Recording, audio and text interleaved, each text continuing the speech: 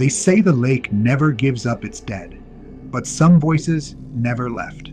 The fog rolled heavy across the surface of Graybridge Lake, cloaking the water in a quiet that felt deeper than silence. Trees loomed on the shoreline like sentinels, and the faint cry of a loon echoed in the distance. Eli stood still at the water's edge, his boots sinking slightly into the damp earth, a photograph trembling between his fingers. He studied it, the edges curled, the color fading into sepia tones. Two children smiled back at him from another life, himself and Nora, his sister. She was only a young teen in that picture. She hadn't made it another year. Eli's thumb traced the worn crease between their faces. He had come back, after all these years, after all the therapy and the silence and the dreams, back to the place where she vanished. In his mind, the years peeled away like old wallpaper. He saw them again, laughing, running along the rocky shore, their shoes discarded in a pile, Nora's bare feet slapping against stone. "Come on, Eli," she had shouted, splashing into the lake. "The water's perfect." And it had been, until it wasn't. Now the lake reflected only fog and sky. No joy, no Nora. Eli turned from the shore and made his way to the cabin, its outline barely visible through the trees.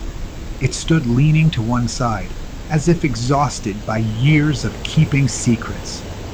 The door creaked open beneath his hand, and a thick beam of dusty light sliced into the dark. Inside, time lay frozen. Cobwebs clung to the rafters. Furniture slouched in place like forgotten bones. And on the table, beneath a scatter of leaves and broken glass, he saw it. A journal. Eli stepped forward. Summer '92.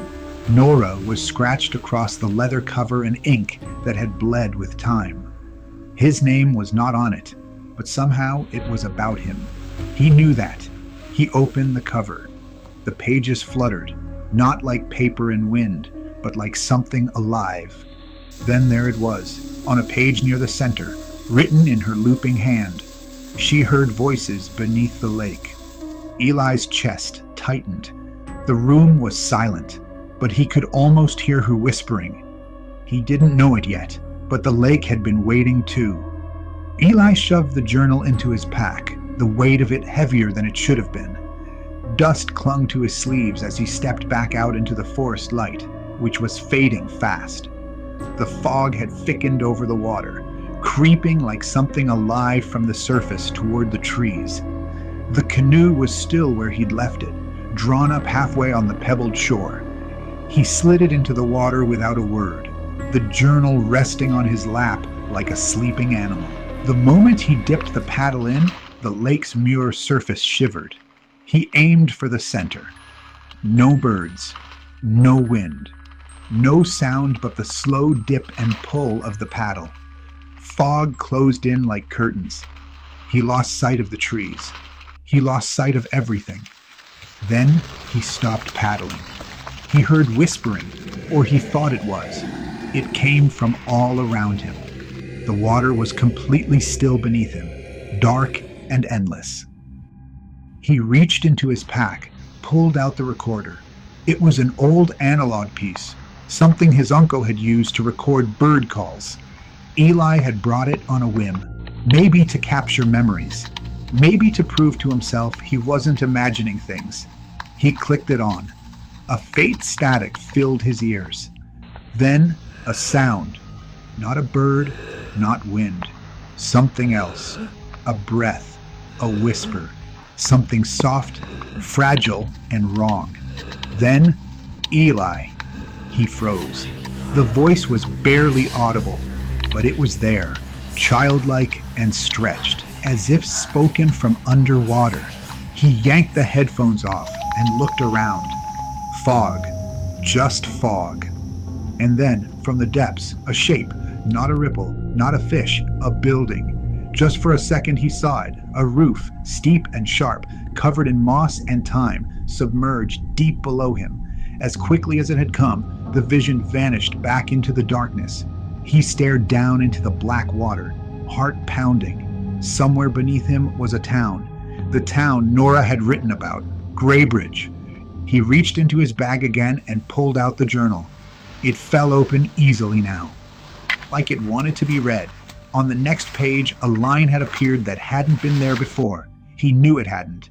"You're floating over the church," it read. His blood ran cold. Then, another whisper, this one unmistakable. "Why did you leave me?" Eli dropped the book and twisted around, but the canoe rocked silently. No one was there. Only fog, only water, only her voice, and the deep, cold quiet of everything that had drowned long ago. The canoe drifted, aimless, as Eli gripped the sides and tried to breathe. His heart still thundered in his chest, each beat like a drum against the silence. The fog swallowed everything, the sky, the shoreline, the horizon. All that existed now was the canoe, the water, and him. And maybe her. The voice had been real. The vision had been real. He reached for the journal again, but the page that had read, "You're floating over the church," was now blank. The ink had vanished like breath on a mirror. He closed it with shaking hands. Back at the cabin, darkness had crept in. He lit a fire in the stone hearth and crouched close, grateful for the light, but not for the comfort. The heat did little to warm the chill that had settled inside his bones. He unpacked the old metal tin he'd found in the back corner of the room, one of the few things not warped by water or rot. Inside was a folded map, brittle with age and stained at the edges. The heading read, "Town of Graybridge, flooded 1953. Eli unfolded it carefully, smoothing the creases against the floor. The layout was small, simple. A main street, a few homes, a post office, and at the very center, St. Elia's Church. Someone had circled it in red ink long ago. It was directly beneath the place he'd stopped the canoe, the place where he had heard her. He felt the fire dim behind him, and then, from the bedroom, a sound. A wet sound. A drip, drip, drip. Eli stood slowly, every hair on his body standing with him. He stepped down the hall, the floor groaning beneath his boots. The bedroom door was slightly ajar, and light from the fireplace flickered across the frame. He pushed the door open. The ceiling above the bed was leaking. Not from rain.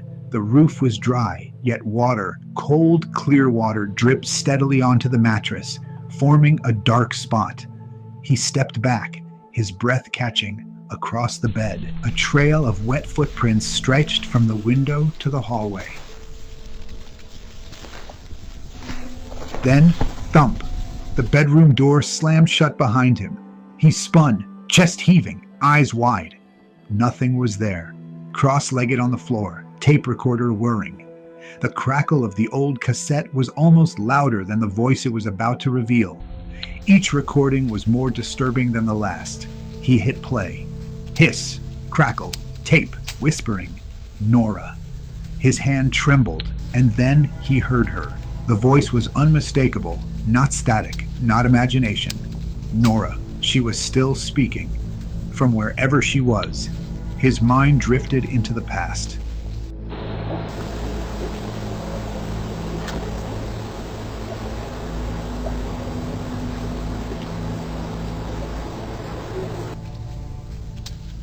Nora stood barefoot at the lake's edge, still as stone.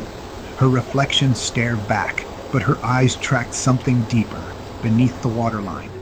She spoke softly, like answering a call only she could hear. Even back then, she was listening. Nora whispering, "I hear you too." Eli tore through drawers and boxes until he found it. A folded, crumbling map. Town of Graybridge, Flood Control Division, 1996. A forgotten town, erased by water, not by time. His fingers traced the street grid, and there it was, First Baptist Church of Graybridge, now deep under the lake. He took the canoe out once again and paddled until he felt he was right above the church. He was floating over the heart of it. He dove. Cold water closed around him. The headlamp sputtered as he descended, bubbles trailing like whispers to the surface. There was no turning back now. Stone walls emerged in the gloom. A lamppost, a mailbox, then the arched doors of the church. The drowned town still stood below, frozen in prayer. He swam inside. The pews were full, not with the living, with something else. Figures sat slumped but still. A congregation made of memory and regret. They had been waiting for someone, anyone. One turned to face him. Its eyes weren't angry, just aware, watching. Some spirits remain aware. He broke the surface with a cry, sucking in air like a newborn. But the world had shifted. The sun was gone. Moonlight shimmered on black water. The surface offered no safety. Eli, where is it? There by the shore stood a lantern, a soft golden light floating just above the water in a small wooden boat. No, not floating, held by a man. A figure stood motionless in the fog, draped in a long coat slick with lake water. His face was pale, eyes hollow, mouth unsmiling. He did not move. He did not speak. Eli stepped closer. The boat slowly floated past. The man slowly raised one hand and pointed. Not at Eli, not at the cabin, at the lake. Then he turned and walked into the fog, the lantern swinging like a pendulum. Within seconds, he was gone. But the light remained, faint, flickering. At the end of a dock Eli hadn't noticed before. The hairs on his neck bristled. He looked back at the cabin, back at the glowing point in the mist, and he followed. The dock creaked beneath his weight as he stepped carefully forward. Each footstep echoed louder than it should have in the stillness, and when he reached the end, the lantern lay on the planks. The man was gone. In the distance, the lake lapped quietly at the wood, but below the surface, Eli felt movement, felt a weight. He turned and headed back. Inside, the journal was open again. A new line had appeared. He is watching me now. Morning came, but it brought no warmth. Eli stood at the lake's edge again, the journal clutched to his chest like a lifeline. The fog hadn't lifted. The forest beyond was little more than shadows wrapped in gauze. He couldn't stop thinking about the ferryman, the silent man, the lantern, the dock. He had questions, and the lake, he was beginning to believe, had answers. He took the canoe out again, beyond where the fog was thickest, beyond where the water turned black. He stopped paddling when he felt he reached the old church. He let the canoe drift. Taking some quick breaths, then one deep inhale, he dove into the blackness of the lake. The lake was cold as death. Eli sank slowly, was startled, and almost let out his breath. A face revealed itself beneath the mud and floated, moved away. Then, structures. Broken signs flickered past, their letters barely legible. Graybridge, the church. Its steeple reached upward like a warning finger. The doors hung open, yawning into darkness. He swam inside. The pews were still lined in perfect rows. Candles long burned out stood frozen in rusted holders. Moss crawled across the stone altar. And in the seats, facing forward, they were there, figures, dozens of them, motionless, silent, watching nothing. He drifted slowly between the rows, breath tight. One figure turned its head, not toward the altar, toward him. Its face was smooth, pale, its eyes wide and milk-glazed. It did not blink. It only stared. Eli's limbs stiffened. More of them turned. Not fast, not aggressive, but deliberate. He backed away, heart thudding inside his head, lungs beginning to cry for air. A whisper curled through the water like smoke. "You're late." He kicked upward, rising toward the surface, but as he passed the altar, he saw something he hadn't noticed. Chains. Twisted, rusted chains wrapped around the base, and there, slumped against the stone, Nora. The shock and anger of seeing Nora in chains, even in this ghostly realm, made him want to immediately rescue her, but his lungs were screaming for air, and he knew he wouldn't survive the attempt. He desperately kicked and swam to the surface. Moments away from passing out, he breaks the surface, and gasping for air, he reaches the canoe and holds on for dear life. Anger, rage, and shame coursed through his blood for leaving her behind. Again, even though he still couldn't fully accept what was happening. Suddenly, standing on the water, is Nora. Eli, they won't let me go. I want to go home. Why did you leave me? The very words she used during their last times together. The memory of her sitting on the beach in tears as he walked away to begin his life away from home. Her crying out, "Why do you leave me?" The last words he had ever heard from her, while still gasping for air, his mind screaming with shame. Why did he leave her all those years ago when she needed me? What if he stayed? Would she still be alive? Probably. The blame he held on to all these years. The water broiled as ghostly hands and arms reached out, surrounding Nora, pulling at her and dragging her back under the water. Not this time, he heard himself say. Taking deep breaths, he dove back down. Determination in his eyes, anger in his heart, he swam down. This time, there was no searching. He knew exactly where she was, and it didn't take him long to reach her. "Nora!" he yelled. But the water distorted his voice. He saw her in the chains, defeated, succumbing to her fate. He reached and started tugging at the chain, which strangely fell apart at his touch. Life touching death. He could feel hands pulling at him, try to stop him, but he shook them off. He wasn't going to leave her this time. Not ever. Surprised, Nora found herself freed from her shackles and chains. She looked up, reached for Eli, but he was at the limits of belief, forcing himself to grasp what was happening. But eventually, the horror and terror of the situation finally and inevitably caught up with him. He started losing his mind, paralyzed with fear. The gentle arms of Nora reach around him, holding him. The warmth he felt from her penetrated his soul, breaking his descent into madness, bringing him back to his new reality. He didn't want to leave her, not ever again, but she grabbed his arms, forcing him up, pushing him to the surface to save his life. He faded as darkness crept in. When he came back, he found himself crawling on the shore towards the cabin.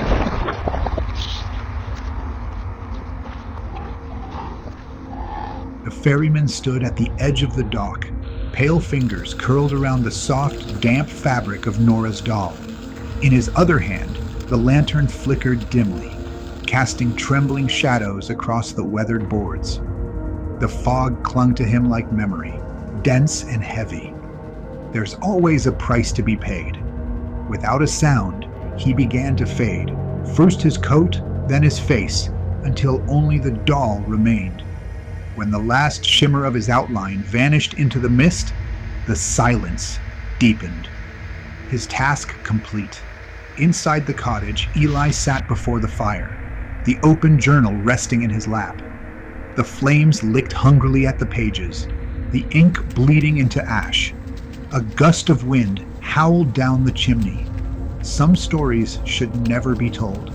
And yet, as the journal crumbled into glowing cinders, the fire twisted into shapes that had no business forming. Faces, hands, a silhouette with hair like Nora's, eyes hollow and waiting.